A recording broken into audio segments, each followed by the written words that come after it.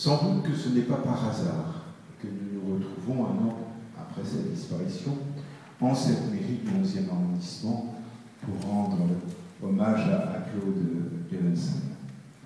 D'abord parce que nous sommes une mairie militante pour les droits de l'homme en général, comme vous venez de rappeler, Martin Benayoun, en évoquant le parcours de Claude Levenson, mais tout particulièrement une mairie militante pour la cause tibétaine.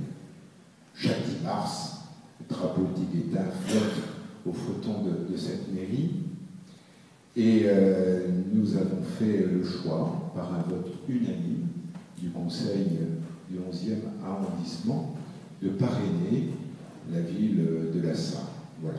Il fallait un arrondissement de la capitale de la France pour parrainer la capitale du Tibet. Alors peut-être ne l'avez-vous pas remarqué, mais de la manière la plus visible qui soit, à l'entrée de cette mairie, il y a un petit panneau que nous avons apposé qui dit tout simplement « Le 11e arrondissement de Paris parraine la ville de Lhasa, capitale du Tibet ». Puis il y a peut-être une autre raison. Et je dis cela en ayant écouté comme vous la vie de Claude Levenson et le début de la vie de Claude Levenson.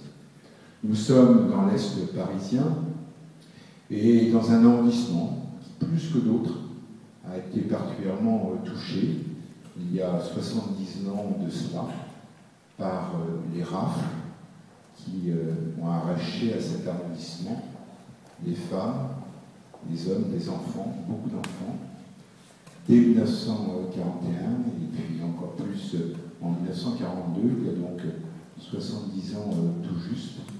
Le Gina Japi a été un lieu très symbolique aujourd'hui où les Juifs furent ainsi parqués en attendant d'être envoyés à Nancy puis vers les grandes d'abord.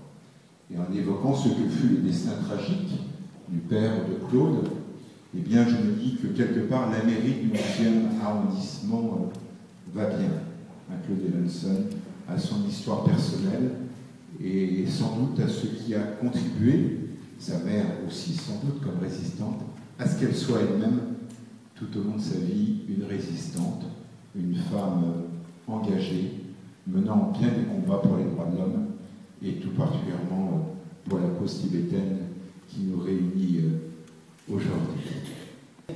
Many of the common people, particularly in Europe, are aware about the wisdom of His Holiness and the problems that we are undergoing in Tibet. Et je voudrais rendre hommage à son talent d'écrivain, qui a certainement beaucoup contribué à donner une voix à tous ceux qui, au Tibet, ne pouvaient pas s'exprimer, et qui a aussi permis aux pays occidentaux, aux lecteurs occidentaux, de mieux comprendre la richesse de la pensée de sa sainteté le Dalai Lama.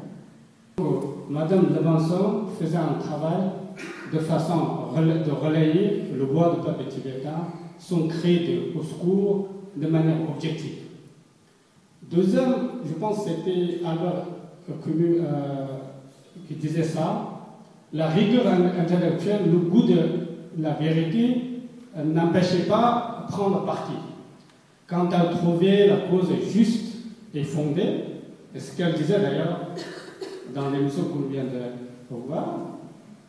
Donc, je pense que Madame Levenson, j'ai lu un article qui est rédigé par la Libération il y a un an, suite à son décès, ça résume bien. Madame Levenson disait que on peut très bien, d'une part, respecter l'intégrité territoriale de l'État chinois, mais ce qui n'est le respect de l'intégrité territoriale de l'État chinois ne rend jamais légitime l'invasion chinoise et encore moins l'occupation féroce de la Chine au Tibet.